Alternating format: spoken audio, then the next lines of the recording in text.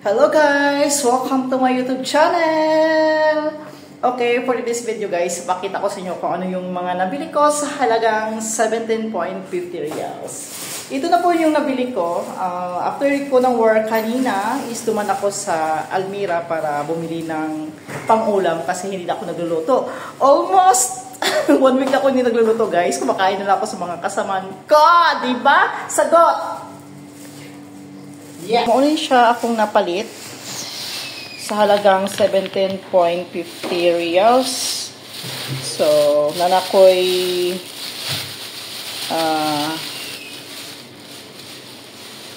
pipino almost 5.91 reals.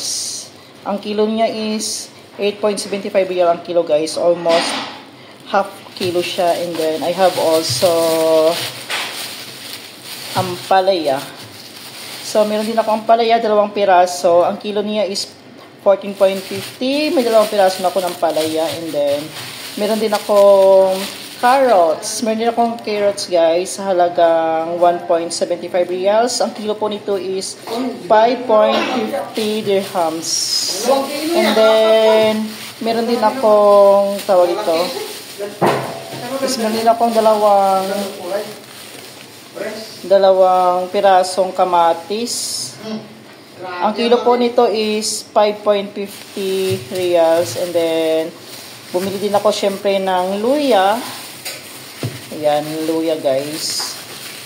Sa halagang 2.48 reals. Ang kilo po nito is 7.50 reals. Is dati napakamura po dito ang mga gulay. Ngayon, sobrang mahal na. Hindi katulad dati na ang mura pa ng mga gulay. So, ito po yung nabili ko. Ang lulutuin ko lang ngayon is ampalaya with egg. Yan. Yung 2 piraso ng ampalaya, lulutuin ko lang siya ng ampalaya with egg with itong kamatis. Lalagyan ko lang ng kamatis at saka itlog na 5 piraso. And then sibuyas, luya, wag na palang luya. Sibuyas, onions, and seasoning. So, ito lang yung nabili ko sa halagang 17.50 reals, guys. So, marami na siya. So, 17.50 reals, siguro nasa 250 pesos, I think. Okay, kasi nga, ang 10 real is 160. 160, and then ang 7 reals is nasa 80 pesos. So, nasa 240 to 250 pesos siya, guys. So, ito yan po yung nabili ko sa halagang 17.50 reals. Ang resibo, hindi ko na naalala kung nasa yung resibo. Ang resibo ko nasa wallet ko ata eh. So, ito na guys, yung mga nabili ko ng mga gulay, vegetables, and fruits and vegetables. Fruits and vegetables. Kasi nga, kapag ang prutas is dumadaan sa bulaklak, siya ay tinatawag na vegetables. Ay prutas.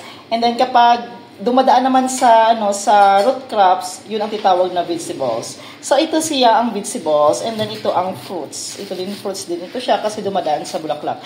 I don't know kasi yun ang pagkakaintindi ko, may nakita ako sa isang tawag ito articles, kapag daw yung vegetables or ang fruits dumadaan sa bulaklak, through sa bulaklak is tatawag siya na fruits. And then kapag ang vegetables ay sa root crops. So, ito na po yun siya guys, yung mga napili ko. Yan lang po. So, dami pipino. Kukit mga pipino. Isang subuan lang to guys. Masarap ito kapag ganito lang kalaki. At tapos matitigas pa. Fresh from the farm. So, yan lang po. Hanggang sa susunod na mga video. Maraming salamat.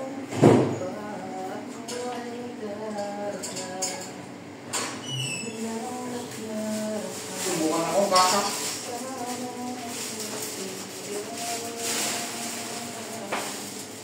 Pagkakalam ko malit to.